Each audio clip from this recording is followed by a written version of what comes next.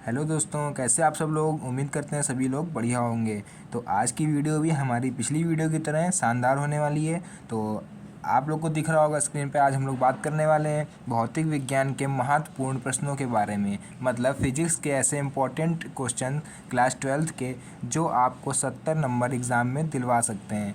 तो दोस्तों, चैप्टर 1 से लेके चैप्टर 14 या 15 तक आपको ये क्वेश्चन मिलने वाले हैं। लेकिन पहले आप लोग को बता दें, इस वीडियो में थोड़ा टाइम की कमी है, इसलिए आधे क्वेश्चन आप लोग को मिल पाएंगे। बाकी के बचे हुए सारे क्वेश्चन आप लोग को नेक्स्ट वीडियो में मिल जाएंगे। तो जो लोग अगर अगले क्वेश्चन को पाना चाहते हैं, पूरी फिजिक्स अपने 70 नंबर पक्के करना चाहते हैं, वो लोग चैनल को सब्सक्राइब करके चैनल से जुड़ सकते हैं और वीडियो जल्दी से जल्दी पा सकते हैं। तो ये जो क्वेश्चन है दोस्तों, ये पूरी बुक का निचोड़ जो मैंने तैयार करा है, पिछले 5-6 सालों से जो लगातार क्वेश्चन आ रहे हैं, ऐसे क्वेश्चनों को इसमें रखा गया है। तो देख लेते हैं उसी में का पहला क्वेश्चन क्या है। देखिए पहला क्वेश्चन क्या है मेरा, चैप्टर 1 से स्टार्ट कर रहे हैं, ठीक है। चैप्टर 1 से लेके चैप्टर 14-50 तक जाएंगे हम लोग पूरा। तो देखिए पहला क्वेश्चन क्या है, वैद्युत बल संबंधी कूलॉम का नियम क्या है, ठीक है। कुछ भी नहीं, अगर आप लोगों ने पढ़ रखा है तो जितने क्वेश्चन अगर हम बता रहे हैं, आप लोग इतने क्वेश्चन अच्छे से तैयार कर लेते हो तो आप लोग को एग्ज़ाम में पास होने से कोई भी नहीं रोक सकता, ठीक। देखिए क्या है, वैद्युत बल संबंधी कूलॉम का नियम क्या है, ठीक है। चैप्टर पहला है और यही सबसे इम्पॉर्टेंट नियम है इसमें, कूलॉम का नियम, ठीक। तो देखिए इसकी पूरा डिफिनेशन सहित फॉर्मूले सहित आपको मिल रहे हैं, ताकि आप लोग यहाँ पे स्क्रीनशॉट लेके अपना बाद में याद कर सकते हो, अच्छे से तैयारी कर सकते हो। देखिए इसका आंसर क्या है, इस नियम के अनुसार दो बिंदु आवेशों के बीच लगने वाला बल, मतलब क्या है, देखिए दो बिंदु आवेश होंगे कोई, ये मान लीजिए Q1, ठीक, और दो बिंदु आवेश, ये मेरा Q2, ठीक। बल उनके गुणनफल के अनुक्रमानुपाती, ठीक। तो अनुक्रमानुपाती का साइन जो आप लोग को बता दें ऐसे होता है, F is proportional to Q1 Q2।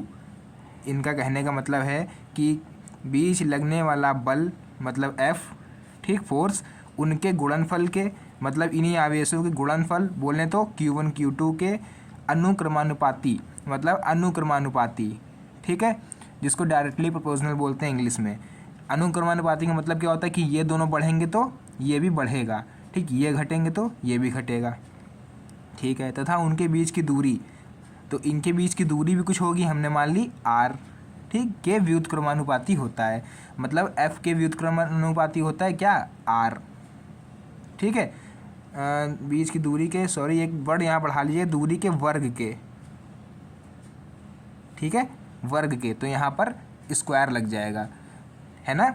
ये देखिए Q1 Q2 अपॉन R²। अच्छा, व्युत्क्रमानुपाती को इंग्लिश में क्या बोलते हैं, इन्वर्सली प्रोपोर्शनल। इन्वर्सली प्रोपोर्शनल का मतलब ये होता है कि ये बढ़ रहा है तो ये घटेगा, ठीक है, और ये घट रहा है तो ये बढ़ेगा। तो इसी पे मेरा फॉर्मूला बेस्ड है पूरा। देखिए यही क्वेश्चन हमने यहाँ पे लिखी हुई है। आपको क्या करना है, बस ये अनुक्रमानुपाती का जो साइन दिख रहा है आपको, ये हटा के यहाँ पर एक कांस्टेंट लगता है, यहीं पर नहीं कहीं पर भी आप लोग अगर इस तरह का साइन हटाते हैं तो ये कांस्टेंट जरूर लगता है। तो यहाँ पर फिलहाल जो कांस्टेंट लगेगा उसको हम लोग बोलेंगे 1/4 पाई एप्सिलॉन नॉट।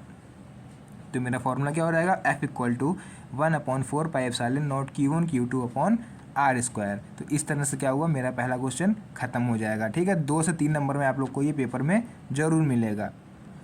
अब देख लेते हैं जल्दी से अपना दूसरा क्वेश्चन। तो ये देखिए दोस्तों, दूसरा क्वेश्चन आप लोग के सामने आ चुका है, वैद्युत फ्लक्स की परिभाषा तथा मात्रक लिखिए। तो देखिए वैद्युत फ्लक्स क्या है, पहले इसकी डिफिनेशन देख लेते हैं हम लोग, क्योंकि डिफिनेशन भी बहुत इंपॉर्टेंट होती है। डिफिनेशन आपको लिखनी पड़ेगी पहले। वैद्युत क्षेत्र में स्थित किसी क्षेत्रफल से लंबवत गुजरने वाली वैद्युत बल रेखाओं को वैद्युत फ्लक्स कहते हैं, ठीक है। वैद्युत क्षेत्र में स्थित किसी क्षेत्रफल से, मान लीजिए ये कोई पूरा वैद्युत क्षेत्र है, ठीक है। रुकिए एक मिनट, आप लोगों को पूरा एग्जाम्पल दिखा देते हैं। ये देखिए ये कोई पूरा वैद्युत क्षेत्र है, ठीक। इसमें हमने क्या करा है, क्या कह रहा है ये, वैद्युत क्षेत्र में स्थित किसी क्षेत्रफल से, मान लिया ये मेरा क्षेत्रफल है, ठीक है, इतना चौकोर मेरा क्षेत्रफल है, ठीक है। लंबवत गुजरने वाली वैद्युत बल रेखाएं, इससे लंबवत वैद्युत बल रेखाएं गुजर रही हैं इस तरह से, ठीक। उन्हीं रेखाओं को हम लोग क्या बोलेंगे, वैद्युत फ्लक्स। जो इससे होकर जाएंगी जितनी रेखाएं, उन्हीं को हम लोग क्या बोलेंगे, वैद्युत फ्लक्स। तो वही देखिए इसमें बताया गया आगे कि वैद्युत क्षेत्र में स्थित किसी क्षेत्रफल से लंबवत गुजरने वाली वैद्युत बल रेखाओं को हम लोग वैद्युत फ्लक्स कहते हैं। तो ये डिफिनेशन आप लोग को याद होनी चाहिए, 2 नंबर में पूछी जाती है। आप देखिए और क्या पूछा जाता है इसमें, इसका फॉर्मूला क्या होता है, तो फॉर्मूला होता है इसका फाई, ठीक, इसको हम लोग फाई से डिनोट करते हैं। तो phi equal to E dot A. अच्छा अब देखिए ई मेरा यहाँ पर क्या है, ई इलेक्ट्रिसिटी मतलब विद्युत क्षेत्र, और ए क्या है, एरिया। ठीक है, अब इसका मात्रक देख लेते हैं, unit newton metre square upon coulomb या फिर वोल्ट मीटर, दो होती हैं यूनिट, ध्यान रखिएगा। एक नंबर में पूछ लेता है आप लोग से तो वहाँ पर ये आपका काम आएगा, newton metre square upon coulomb या फिर वोल्ट मीटर। ठीक है, दूसरा क्वेश्चन भी ख़त्म करते हैं, अब बढ़ें तीसरे क्वेश्चन की तरफ।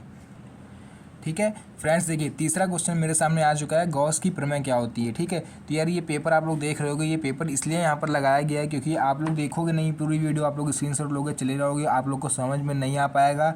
और देखिए रटने से कुछ नहीं होता है, समझेंगे तो नहीं भी पेपर में आ रहा होगा तो आपको दिमाग में आ रहा है कि हाँ हमने समझा था, तो लिख सकते हो आप लोग। ठीक है, तो 2 से 3-4 मिनट आपके एक्स्ट्रा लगेंगे, लेकिन आप लोग समझ के जाओगे इस वीडियो से।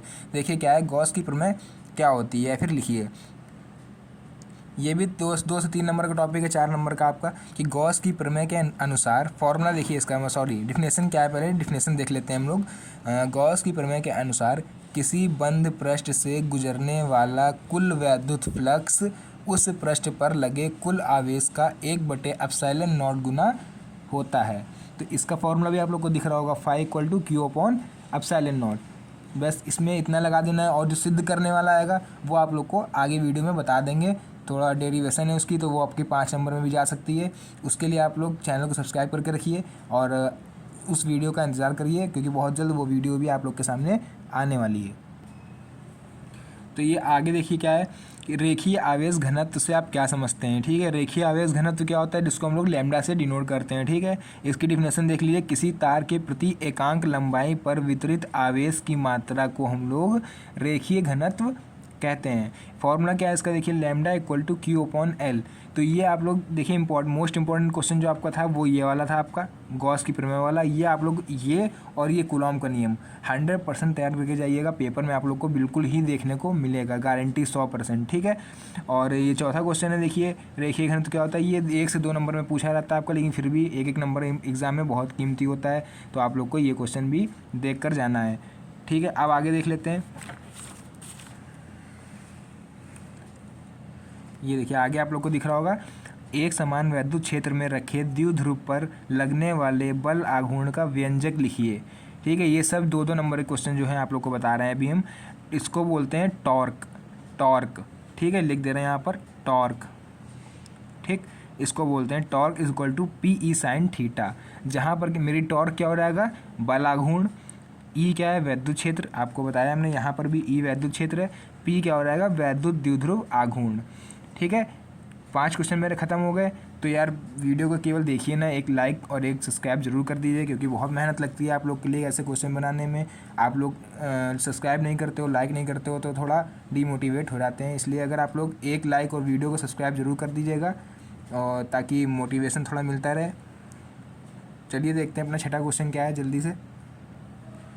ठीक है, ये देखिए अगला क्वेश्चन हमें दिख रहा है यहाँ पर, क्या कह रहा है हमसे कि यदि 2 आवेशित कणों के बीच की दूरी आधी कर दी जाए तो उनके बीच लगने वाले बल पर क्या प्रभाव पड़ेगा। ये इनडायरेक्टली रूप से आप लोगों से कूलॉम का नियम पूछ रहे हैं। तो कूलॉम का नियम अभी हम लोग पीछे पढ़ के आए हैं, तो आपको ये सीधे डायरेक्ट फॉर्मूला यहाँ पर लिख देना है। ठीक है, और कुछ भी नहीं करना है। देखिए 2 आवेशित कण भी इसमें हैं और उनके बीच की दूरी भी है। ठीक है, इसलिए आपको ज़्यादा इसमें माथापच्ची नहीं करनी, डायरेक्टली आप लोग को कूलॉम का नियम लगा देना है। देखते हैं अपना जल्दी से अगला क्वेश्चन क्या है। देखिए अगला क्वेश्चन क्या है, निर्वात की वैद्युतशीलता, जिसको हम लोग ε0 से रिप्रेजेंट करते हैं, का मात्रक व बीमा लिखिए। ठीक है, मात्रक व बीमा, तो देखिए पहले देखिए मात्रक क्या है इसका, coulomb square upon newton metre square, या फिर इसको इंग्लिश में हम लोग इस तरह से लिखते हैं C² upon newton metre square. अब बीमा देख लेते हैं इसकी क्या होती है, डायमेंशन। बीमा है देखिए m-1 l-3 T4 A square. तो आप लोग इसको कहीं लिखते चलिएगा, नहीं तो वीडियो भी चली जाएगी, आपके दिमाग से भी चला जाएगा, आप लोग ना ही समझ पाओगे ना ही पेपर में आप लोग लिख पाओगे। तो इसका स्क्रीनशॉट या फिर कहीं पर इसको नोट कर लीजिए। ठीक है, तो यहाँ पर क्वेश्चन नंबर 7 के साथ साथ आप लोगों का फर्स्ट चैप्टर का भी सारा इंपॉर्टेंट ख़त्म हुआ। अब बढ़ते हैं हम लोग दूसरे चैप्टर पर। ठीक है, तो उसका इंपॉर्टेंट भी हम लोग देख लेते हैं। ये देखिए आप लोग को दूसरा चैप्टर हमने लिख दिया है यहाँ पर, दूसरा शायद तीसरा होगा, किसके का चैप्टर वाइज लिख देते हैं। अवतार में अगर आप पढ़ रहे हो तो दूसरा होगा, और वो बुक में पढ़ रहे हो तो तीसरा होगा, ठीक है। तो स्थिर वैद्युत विभव तथा धारिता चैप्टर का नाम है। क्या है क्वेश्चन, समांतर प्लेट संधारित्र की धारिता के लिए सूत्र लिखिए। तो सूत्र आप लोगों को सामने दिख रहा है, C=K/A∪D, जहाँ पर मेरा K क्या है, परावैद्युतांक। अब परावैद्युतांक, ये देखिए नया शब्द आया है, परावैद्युतांक होता क्या है, ये आपको अभी आगे जवाब इसका मिलने वाला है। वीडियो में बने रहिए और इस क्वेश्चन को जरूर देखिएगा। परावैद्युतांक बहुत इंपॉर्टेंट होता है, शब्द आप लोग को हर जगह देखने को मिलता होगा। चलिए देखते हैं अपना आगे क्वेश्चन। ये देखिए आप लोगों को दिख रहा होगा यहाँ पर कि किसी समांतर प्लेट संधारित्र में परावैद्युतांक, देखिए परावैद्युतांक शब्द यहाँ भी यूज हुआ है, तो इसको जरूर से जरूर जान के जाइएगा आप लोग, ठीक है। परावैद्युतांक पदार्थ भर देने पर धारिता पर क्या प्रभाव पड़ेगा, मतलब किसी समांतर प्लेट संधारित्र में अगर हम परावैद्युतांक पदार्थ भर दें तो उसकी धारिता पर कुछ असर पड़ेगा या नहीं, क्वेश्चन ये पूछ रहा है। तो देखिए कि फॉर्मूला मेरा क्या था, C=Ka∪D। तो मतलब क्या, देखिए परावैद्युतांक के डायरेक्टली क्या हमने बताया था, अनुक्रमानुपाती, मतलब ये बढ़ेगा तो ये बढ़ेगा और ये घटेगी तो ये घटेगी। तो यहाँ पर आप लोगों को सिंपली लिख देना है कि धारिता बढ़ जाएगी, ठीक है। यहीं पर क्वेश्चन को इंड कर देना है। अब क्या है, देखिए परावैद्युतांक, जिसका हम लोग इंतजार कर रहे थे, परावैद्युतांक पदार्थ क्या होता है, ठीक है, परावैद्युत पदार्थ क्या होता है। तो देखिए क्या है, जब इसको समझ लीजिए, ऐसे पदार्थ जो अपने में से विद्युत धारा को प्रवाहित नहीं होने देते हैं, ठीक है, मतलब उनमें से हम इलेक्ट्रिसिटी को प्रोवाइड नहीं करा सकते हैं। मतलब जैसे कि लकड़ी फॉर एग्जांपल, ठीक है, लकड़ी हुई, या फिर जैसे कपड़ा हुआ, ठीक है, कागज़ हुआ, मोम हुई, या फिर कांच, इन सब में क्या है, करंट फ्लो होगा, नहीं होगा फ्लो। तो जिनमें करंट नहीं फ्लो होगा उन्हीं को हम लोग परावैद्युत बोलते हैं, ठीक है। लेकिन वैद्युत प्रभाव दर्शाते हैं, उन्हें हम लोग क्या बोलते हैं, परावैद्युत पदार्थ कहते हैं। तो जैसे कागज़, ठीक है, कागज़, कांच और तेल आदि, ठीक है। और भी बहुत चीज़ें होती हैं, इसलिए 2-3 चीज़ें आपने लिख दी यहाँ पर, बहुत हैं, नंबर आप लोग को अच्छे खासे मिल जाएंगे। तो जान लेते हैं अब क्या है, देखिए आप सभी चैप्टर, 2 चैप्टर आपके ख़त्म हुए, सभी चैप्टर मतलब 3 चैप्टर से जो और भी बचे हुए हैं, सभी चैप्टर के महत्वपूर्ण प्रश्न आप लोग को अगली वीडियो में मिलेंगे, क्योंकि टाइम मेरे पास भी ज़्यादा इस समय नहीं है, आप लोग के पास भी नहीं होगा।